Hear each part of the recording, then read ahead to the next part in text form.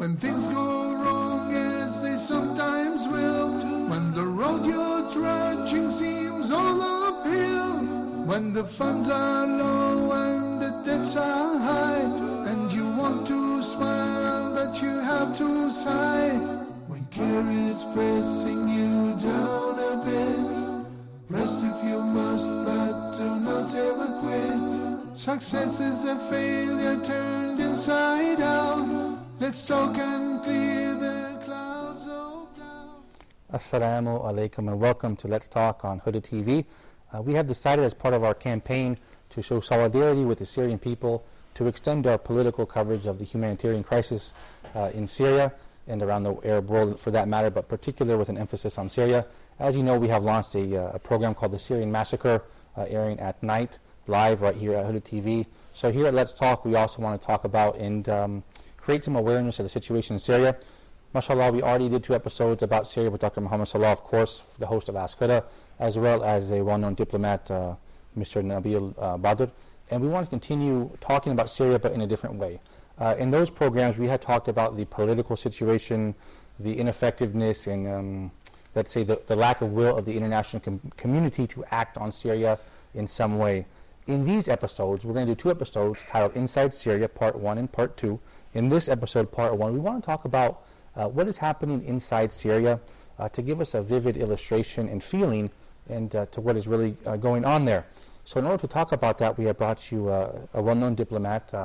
Of course, you have seen him on the Syrian Massacre before. We're very pleased to have him now here as well. The Foreign Minister, Egyptian Minister of Foreign Affairs, Mr. Jalal Rashidi, as well as another very interesting guest who has been on the Syrian Massacre as well. He's a Syrian activist based here in Cairo, Egypt, Brother Hazem al-Hakimi. I'm very pleased to have both of you. Assalamu alaikum, man. Thank you for joining us. And you know, Let's Talk is usually a fun program. I really like to have fun, and I really enjoy this program.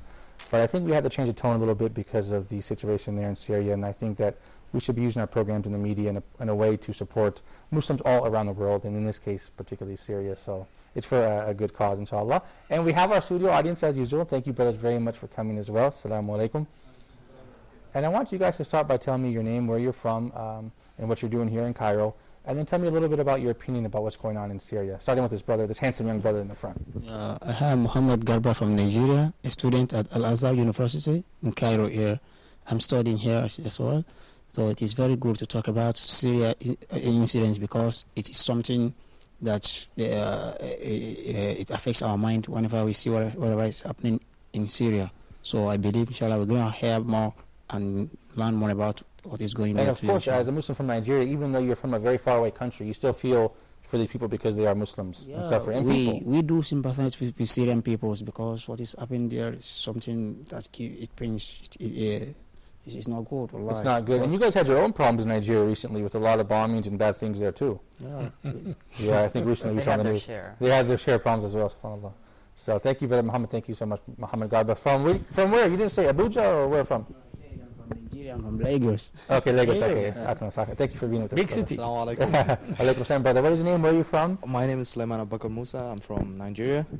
From Lagos as well, or? No, I'm not from Lagos. I'm from Abuja. From Abuja? Oh, I'm sorry, I didn't hear you. Abuja. Excellent. Yeah, I'm talking about Syria. It's a very complicated problem because you have to look at it from about 2 perspectives. Which are? The opposing and the proposing. The government and like the rebels. And you can say the normal people are the rebels, like we too. We can say, well, with them. Yes, with the protesters. And we can't call them rebels, sorry. That's a bad name. I guess we can call them the word, right? protesters and stuff like that, yeah.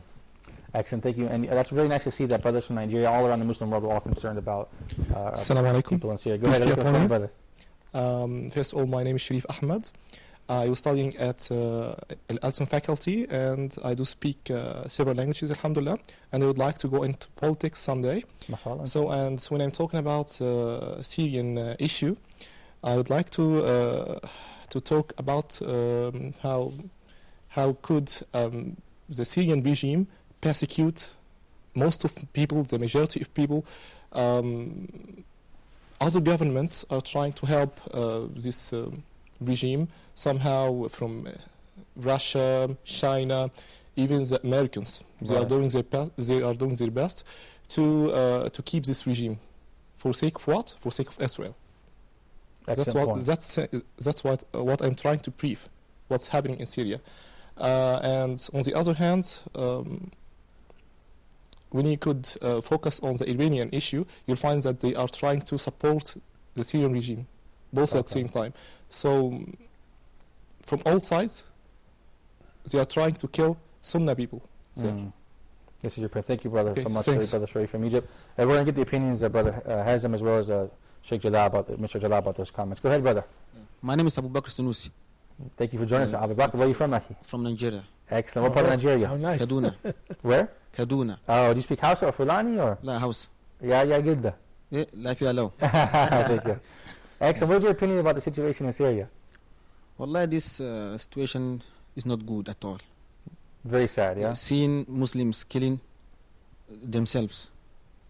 Very sad. But my own opinion is just that I think just to pray, This is your advice to make you out Yes. for the people there. because I can't go to Syria to Do something, yeah. yes to do something. So just to pray Yeah. is the only thing I think I can. Thank you, brother. Thank And you so much for your inshallah. comments. Thank you. My name is Omar Salah. How are you, Omar? Thank you for joining us today. I'm a high school student. Oh, excellent. What is your opinion about the situation there in Syria? It's a big problem. Big problem. And you are Egyptian, so you can feel, you're not too far from them. I'm sure you have Syrian friends possibly, and it makes No. you feel a No. bit sad to see. Oh, you don't know any Syrians? Okay. No, but I feel for them. You feel for them, of course, yeah. Thank you, Brother Omar, for joining us, inshallah. Thank you. Assalamu alaikum. Alaikum salam, brother. How are you? Fine, thank you. My name is Nabil Idrini. I'm agricultural engineer and microbiologist. Excellent. When we do a program on microbiology, I'm going to bring you for the guest, okay? That would be honor for me, of course. Thank you. I'd be brother. honored to be here. The Syrian problem is all Muslims and Arab problem. It's a human problem. Yes, a Yes, human yes. problem we can Yeah, even we say. must stop this bloodshedding. Of course. There must be stop for that. Many people, innocent children, innocent women, men are dying. Right. Country is destroyed. There Yeah. must be stop for that. I like what you said, because some people narrow it down. They say it's a Muslim problem, it's an Arab problem, or it's a Syrian problem. We can say it's a human problem. Exactly. People are killing. Why do we have to? It's more accurate. Yeah, it's more accurate. People say it's a Christian or Muslim. We can just say it's a human problem. It's a problem of everyone. Thank you, Brother Nabi. That's an excellent point. Mr. Jalal, what do you think of that? I mean, I've heard people say Syria is not my problem, or it is an Arab problem or a Muslim problem. Why can't we say it's just a human problem? No, it is everybody's problem around in this area, of course. Yeah, in the world we can say. Yeah, and I think I like what Nabil said just now, that it is a human problem. It's not only a Muslim problem, because there are so many sectors, Muslims. There's so many dynamics in there. Yeah, and Christians, and possibly other religions also there. Right. It is a complex, difficult situation, because of course we see every day the present regime there is shelling the civilians. Right. They are laying siege around in the neighborhoods. They are even attacking the places of worship also, which actually is something. Mosques and churches. Mosques, and churches, all. everything like that. And I think up till now, the situation, I can feel that the present regime in Syria is going into an escalation of violence. Escalating, not de-escalating. Escalation of violence, and I do not believe, at least for the time being, what the regime is saying, that it is going to Withdraw from major promise cities. to Peace plan. and all. peace to the start of the peace plan of Kofi Annan. Nothing has shown up till now, because up till this moment they are still shelling everybody's, all civilians, children, women, Everyone. all people, all sorts of. And the thing which I have been astonished about, or at least when I see the president of Syria, Bashar al-Assad, yesterday on the TV, he's smiling. Yeah. I saw him. We mentioned on the Syrian massacre. And Mr. Jalal. talking with the tribal Leaders and- putting this Jalbab on and what do you call it? jacket.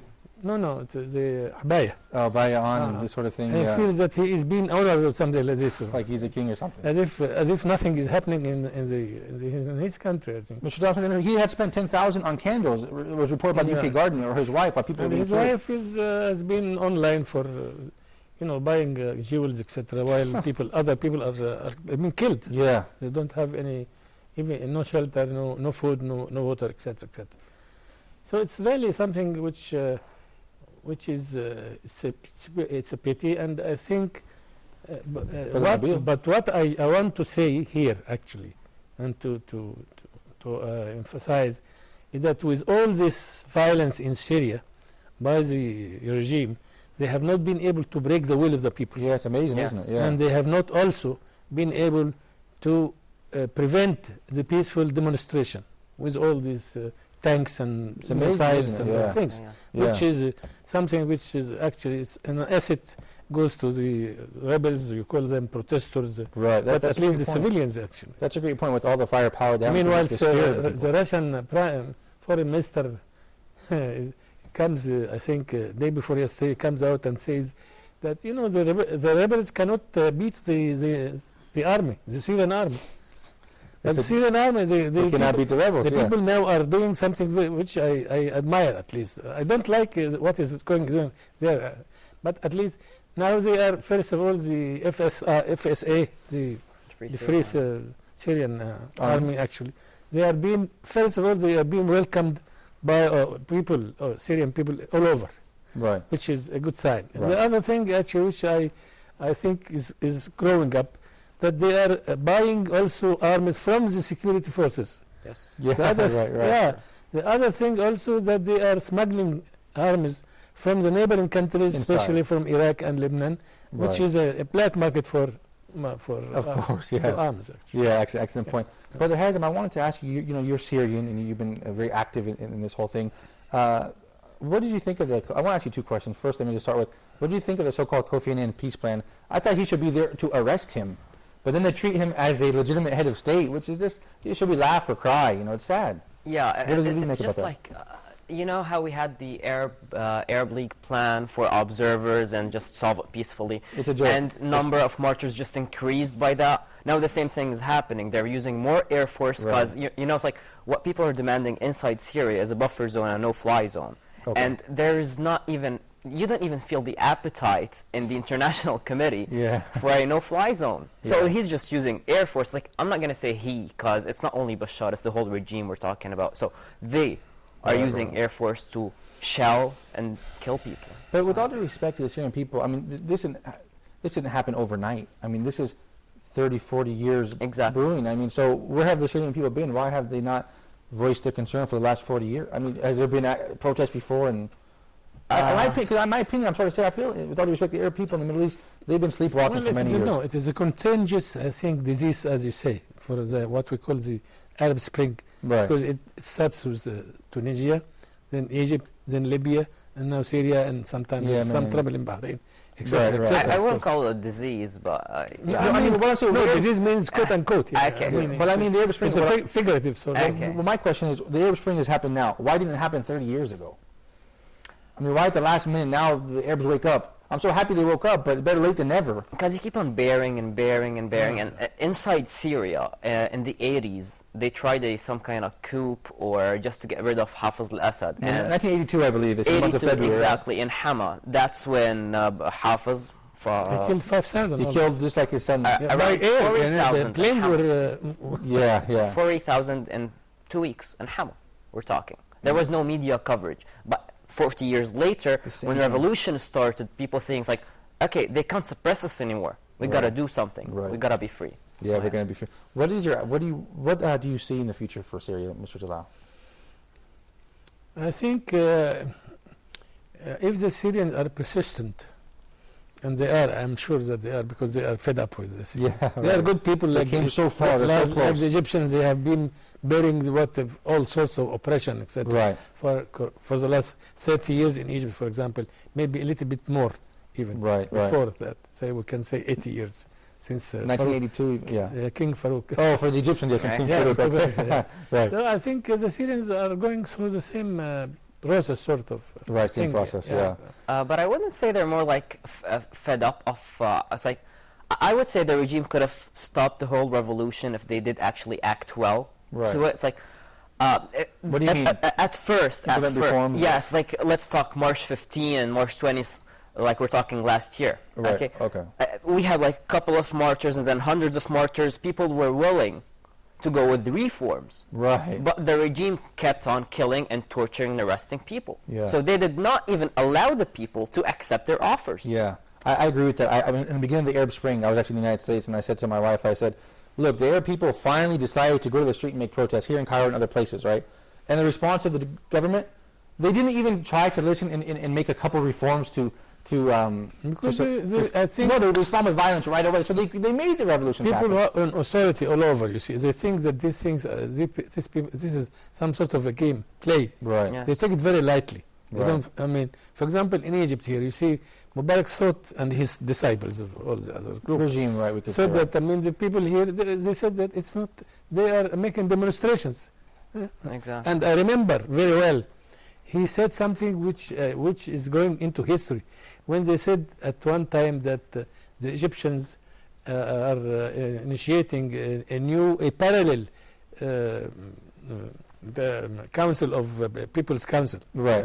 Parliament. When was this? Parliament. When is this? That was in just a couple of months before it started. Oh, okay. That was late after July. Just before it all started. To 2010. Okay, right. Yeah.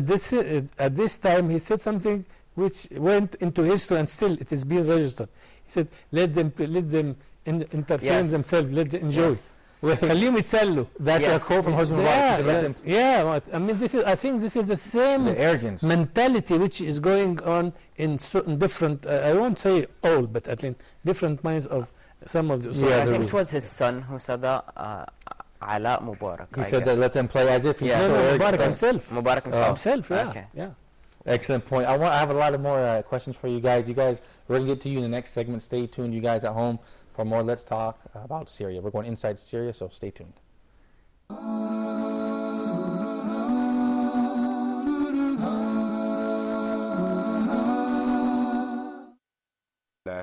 إذا دكت الأرض دكا Do you want to learn how to recite the Quran? Do you want to read Islamic books in Arabic? You may enroll in a small group. العسل من السوق اشترى نعم اشترى A private lesson. من مثلها في فضلها من مثلها في فضلها Or at your own pace to fit your schedule. هل أنت معجب في المعهد؟ Courses for sisters with female instructors. We're bringing you the latest software technology, professional instructors, and a state-of-the-art classroom to the comfort of your home. Enroll now in Huda Academy.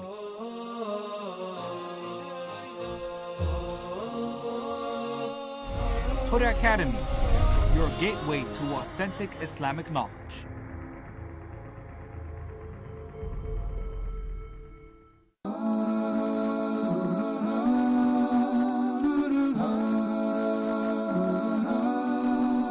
Assalamu alaikum. Welcome back to Let's Talk, and welcome back to Huda TV, and welcome back to our continued political coverage of the humanitarian crisis that is going on right now in Syria. We are extending our campaign here at Huda TV to show solidarity with the people of Syria, and we will continue to do so, inshallah, until this situation resolves itself and goes back to a better situation. Of course, I'm joined by the former Foreign Minister of Egypt, Mr. Jalal Rashidi, as well as Syrian-Canadian activist, Brother Hazim al-Hakimi. Brother Hazim, before the break, you had talked about, you had some special notes that you really wanted to share with the viewers and with Mr. Jalal and myself. Go ahead, bro. Yes, a couple of comments about what we spoke about earlier, about double perspective about what's going on in Syria from the regime's side and from the people's side. Excellent. Exactly. It's like from the regime's side, they're calling them rebels, but from the people's side, those are not rebels, those are the people. Right. And they are the ones who are supposed to, it's like, it's their country. It's not the regime's country. They're the ones to say what they want in their countries. Right.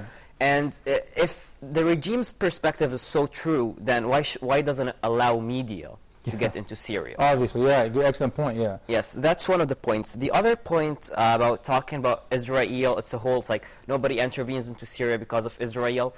It's not only that. Israel is partially a part of it, but I would say it's like every country It thinks about the pros and cons, right, about the problems. Like, it's not like in Libya, it's not like in Egypt, it's not like in Tunisia. Every country is kind of different, and they're looking for the pros and cons. And in Syria, it's kind of more complicated, how the regime has extensive powers and how it's backed up by China, Iran, and Russia, right, by arms and all. So it's very complex. Yes, exactly. And the other point about it's being a humanitarian cause more than a Muslim cause or an Arab cause, it's very true, but when we talk inside Syria, sometimes you get cases of sect problems. Sectarian problems, exactly, in Syria, where you find sometimes you find Sunnis being targeted in some areas in Syria by this attacks. is so strange for me because it's a Sunni country. So how can this be? It is a Sunni country. It's like when you say about 80% of the population is Sunni, okay, but then you've got 20% which aren't Sunni. Okay. And then you've got, as I said, it's very complex. You've got partially Iran getting into this, Right, and then right. other countries. And they're trying, what the regime is trying to do is make this peaceful revolution into something sectarian. Right. So post-revolution, it will not end.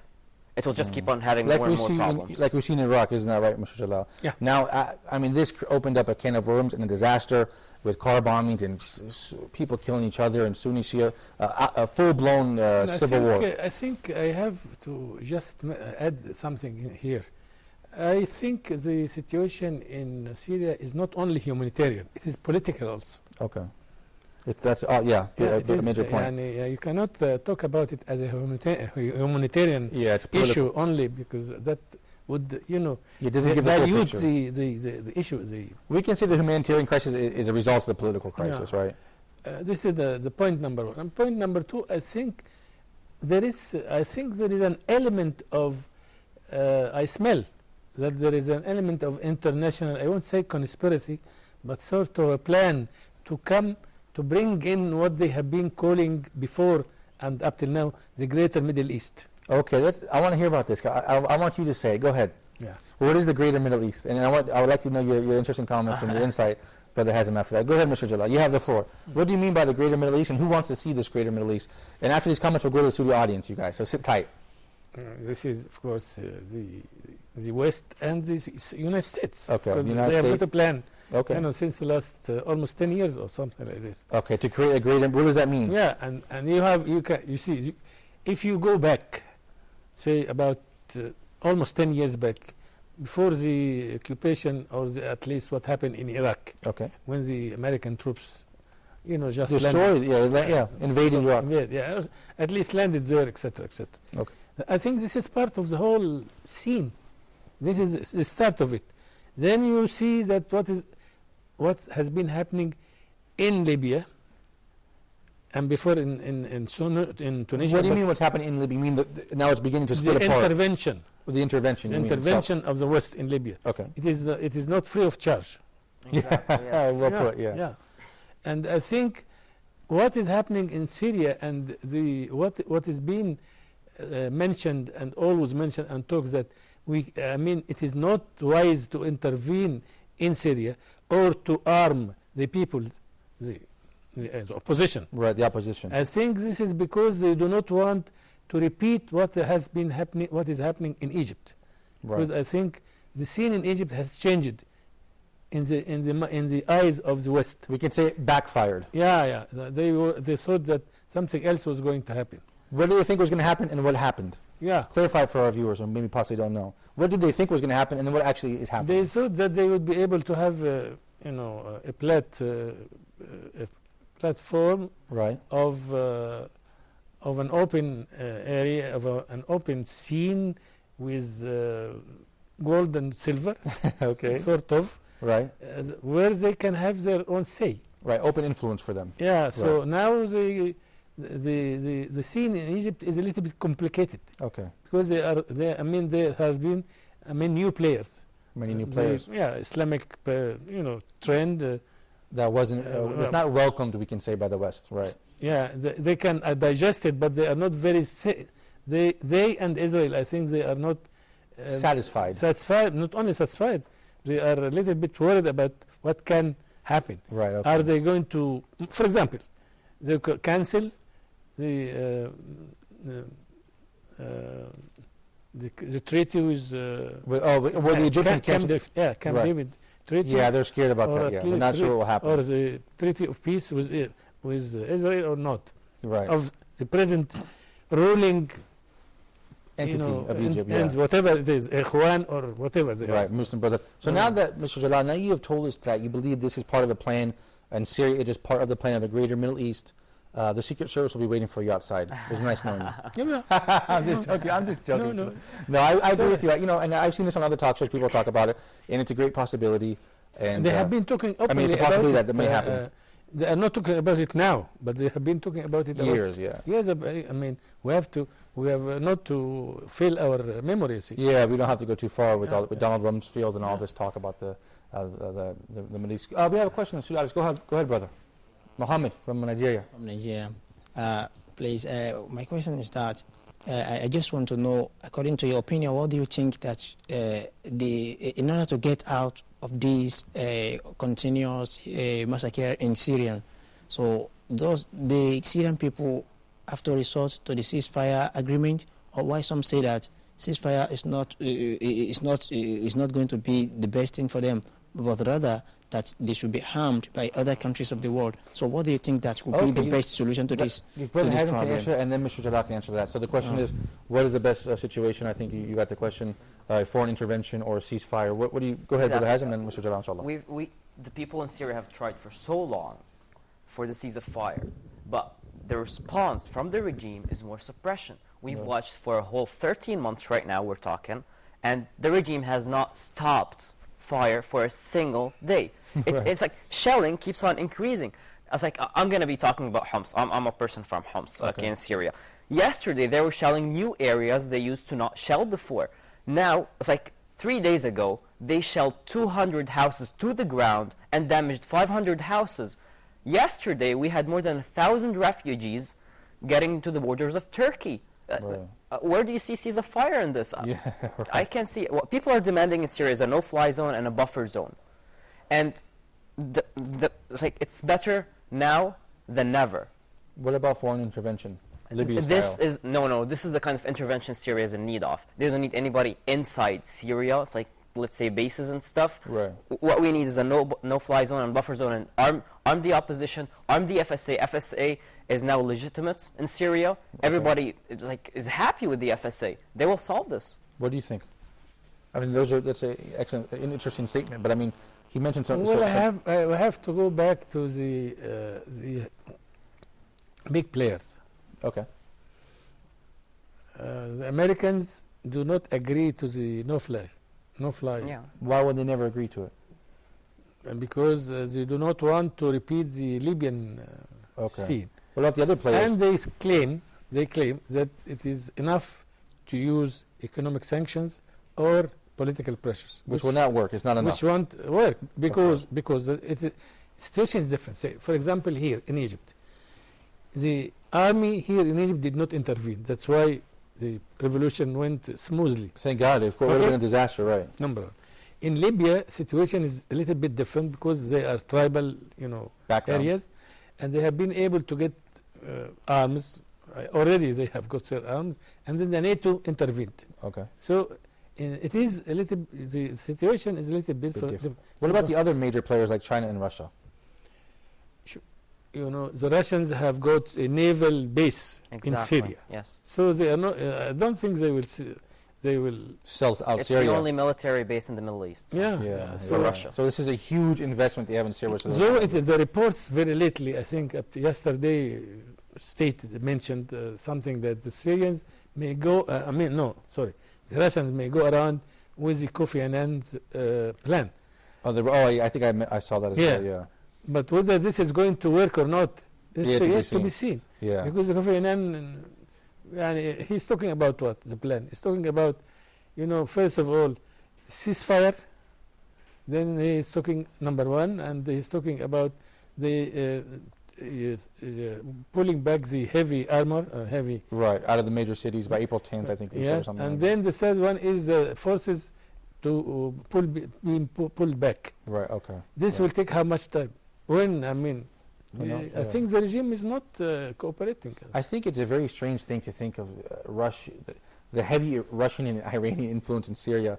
But for whatever reasons, I guess it makes some sense. Obviously, the Russians have an investment there. The Iranians have some sort of investment there, I guess. But the Chinese, I mean, what kind of market? I mean, like you said before, there's just a market for them. They're looking at it from an economic perspective. What kind of market is Syria? 20 million people. What are the Chinese involved for? I mean, if you look at the world markets, people like to look at, multinational companies look at China, 1 billion people, big markets, not Europe, 500 million people, not little Syria with 20 million people. I think possibly the Chinese are looking forward that they would like to take a decision which is against the Western decision.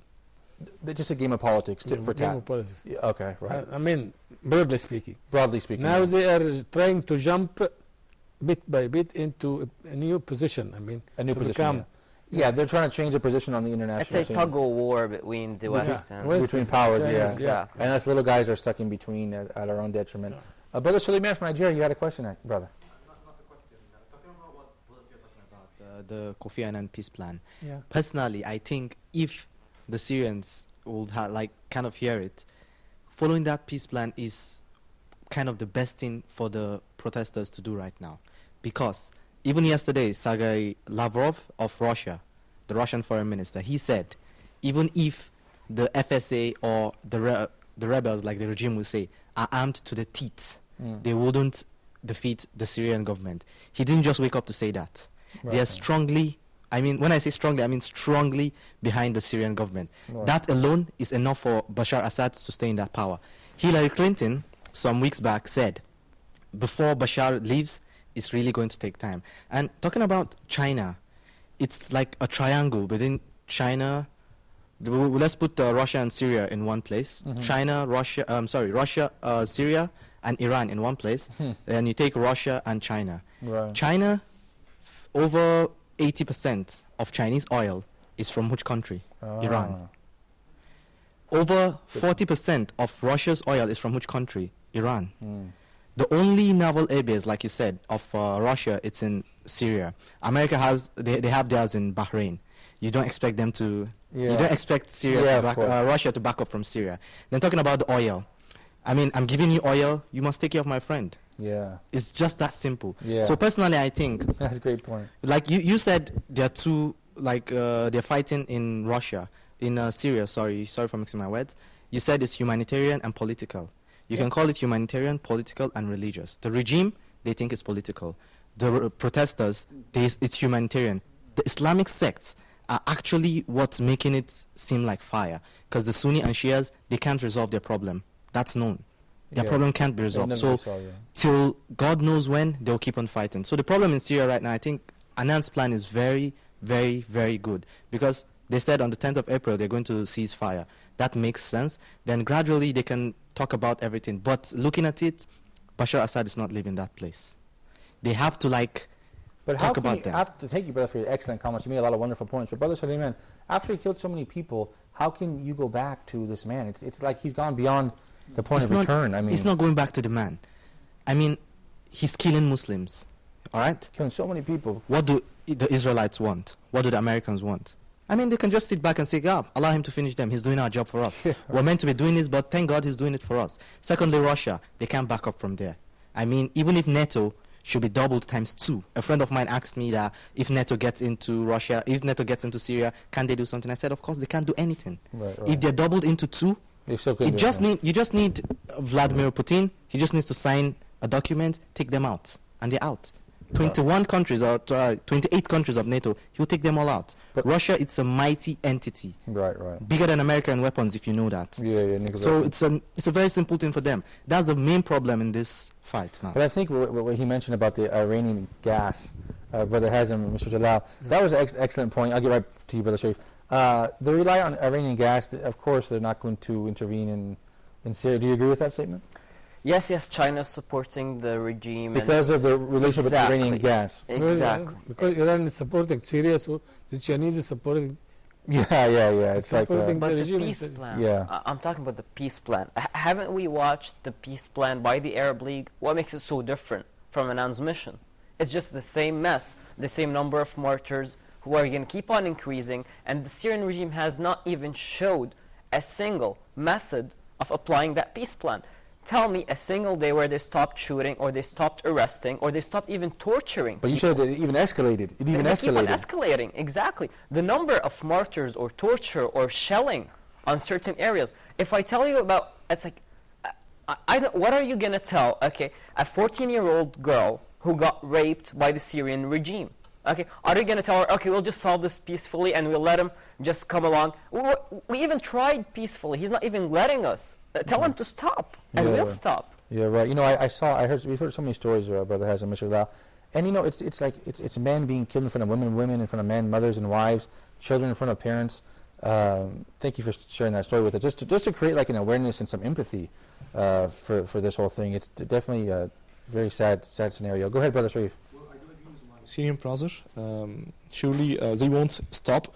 We just have to compare between the peaceful plan of Kofi Annan and the peaceful plan of Arabs here in Cairo. So it doesn't make any sense to accept Kofi Annan's plan. Okay, this is number one.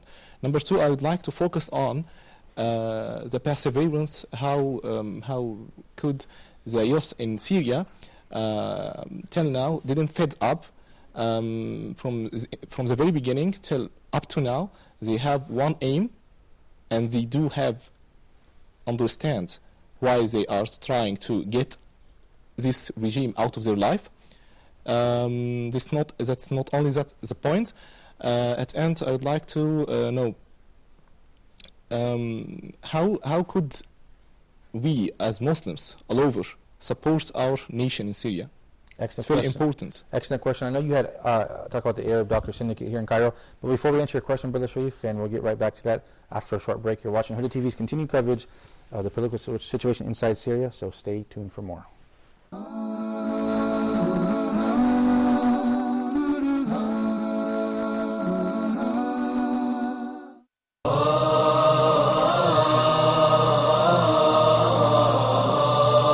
Allah subhanahu wa ta'ala choose whom He wills subhanahu wa ta'ala for His mercy, for His messengership, for the revelation to be revealed.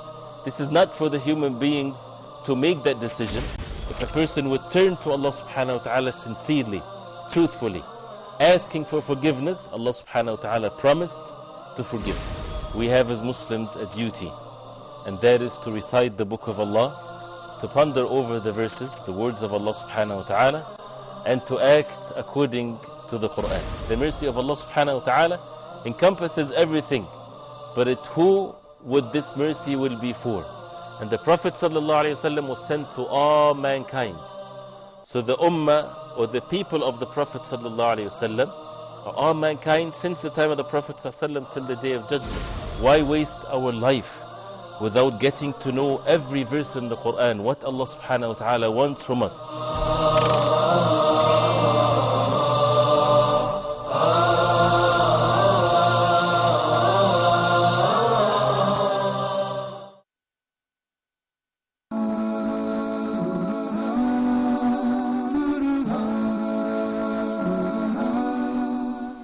Assalamu alaikum, welcome back to Let's Talk, welcome back to Huda TV, and welcome back to our coverage of Inside Syria, part one of our two-part series here. And in this episode, in this series, we're talking about the political, but also very importantly, the humanitarian side of the crisis in Syria, how we got there, how do we get out, and what is going on inside Syria now. Before the break, Brother Sharif and the studio audience, you had said, how can we help the people inside Syria? I believe there's many organizations, Islamic Relief, Arab Doctor Syndicate in Cairo, and inshallah, I believe there's more organizations, the Red Crescent, that you can definitely donate money to and look online. I encourage all of us to do that, including myself. Even the Red Crescent is not allowed to enter certain areas inside Syria. But the Red Cross is with Jacob Kellenberger, I saw.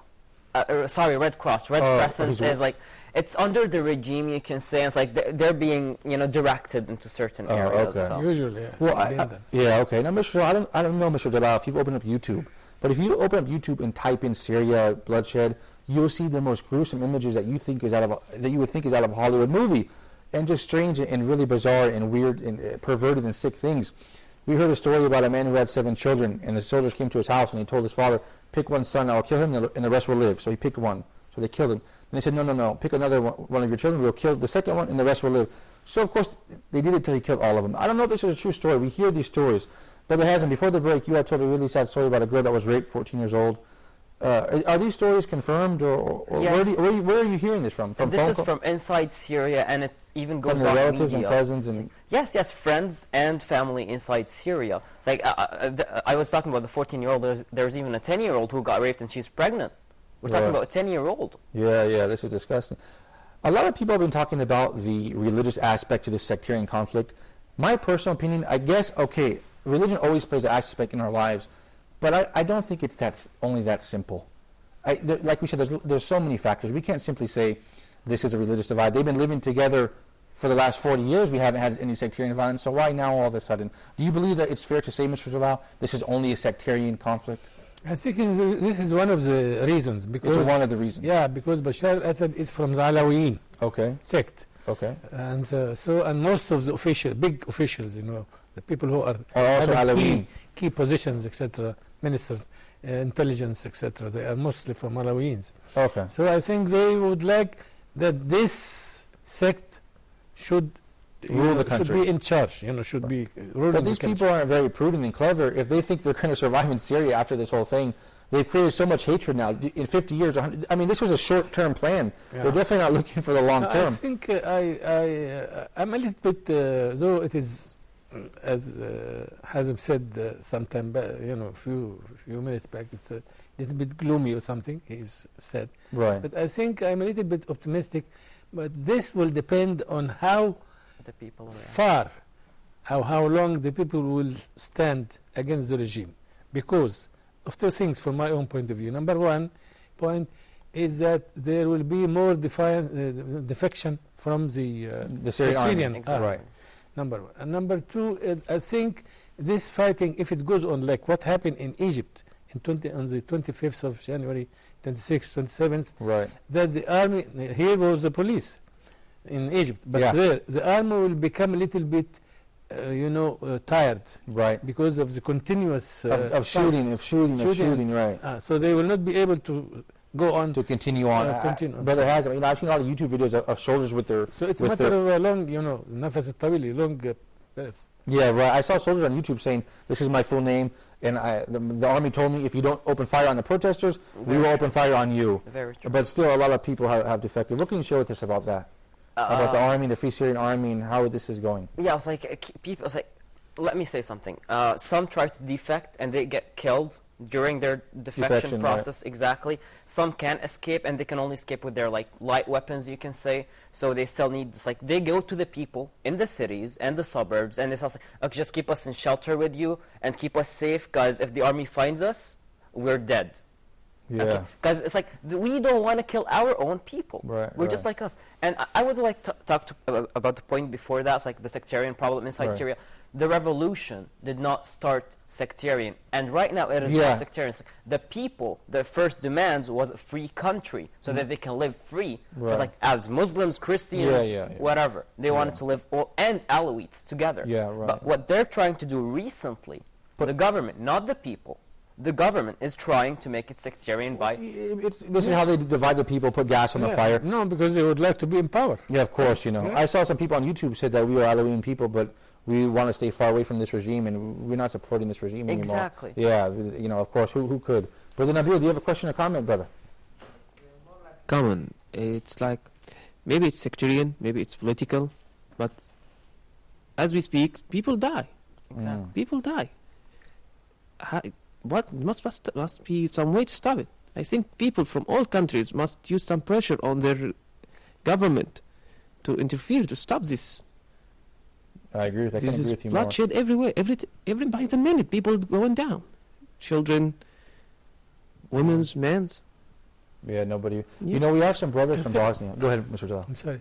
I think I read something about a trend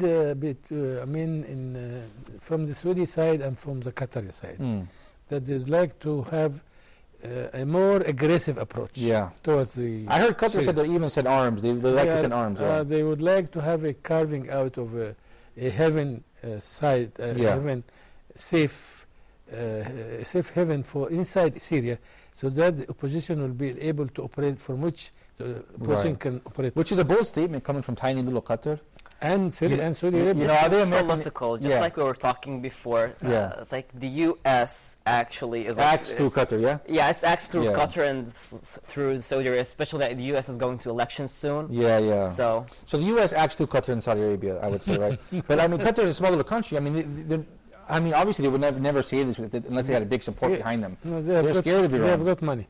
They've got money and some influence, to work with there. Which is a big asset also. Yeah, big asset also, of course. You know, Thursday night we have a program called Correct Recitation with Dr. Muhammad Salah. And look, the people we bring are in the studio audience are from Bosnia.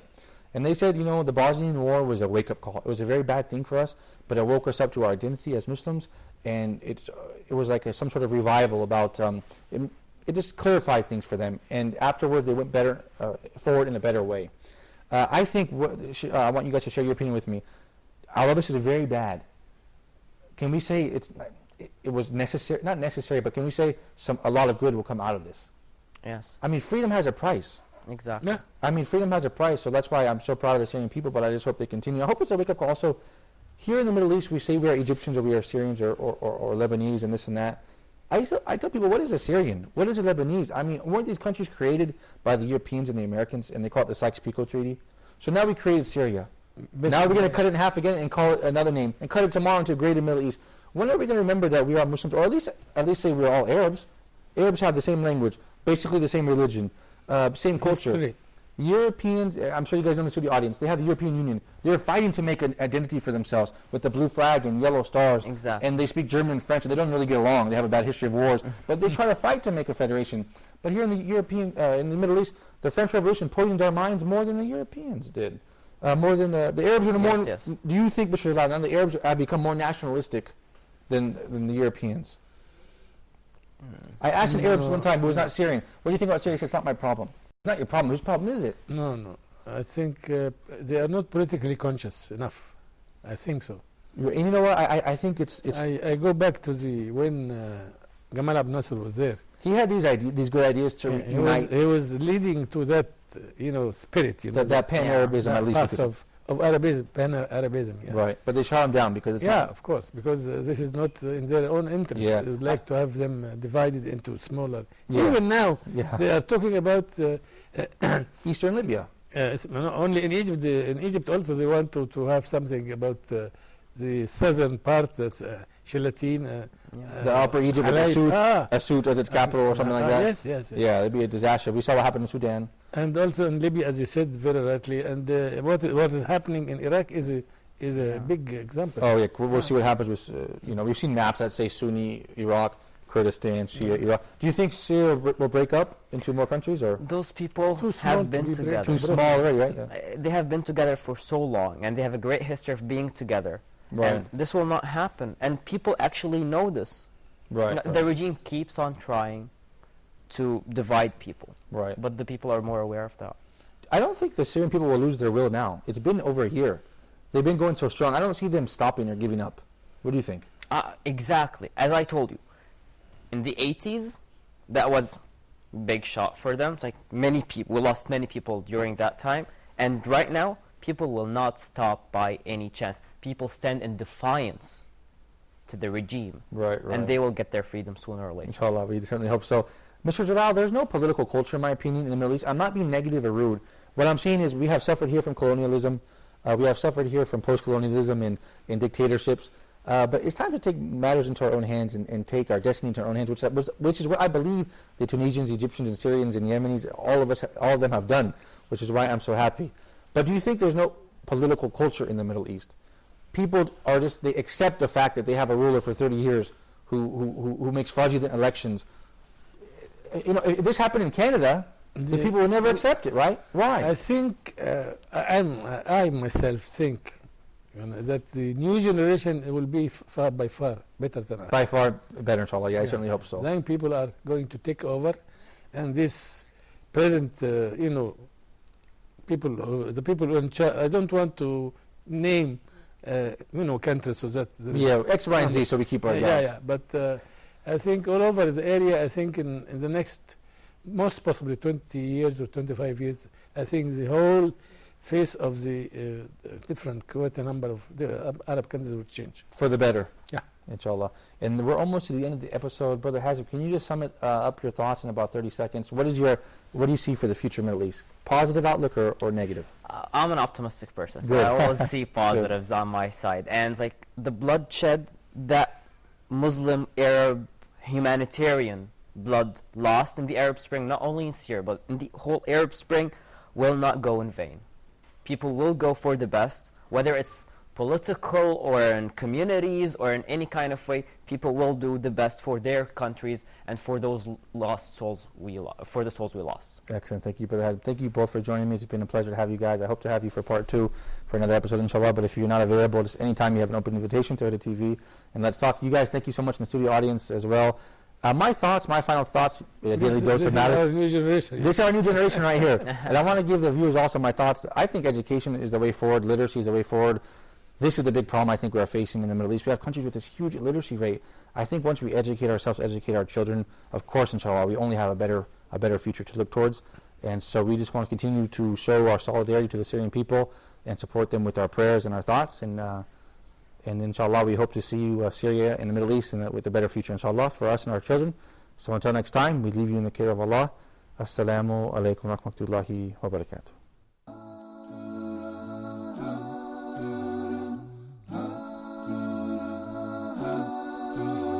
When things go wrong, as they sometimes will, when the road you're treading seems all uphill, when things go wrong, as they sometimes will, when the road you're treading seems all uphill, when the funds are low and the dips are high, and you want to smile but have to sigh, when care is pressing you down a bit, rest if you must, but do not ever quit. Success is a failure turned inside out. Let's talk and clear the clouds of doubt. Success is a failure turned inside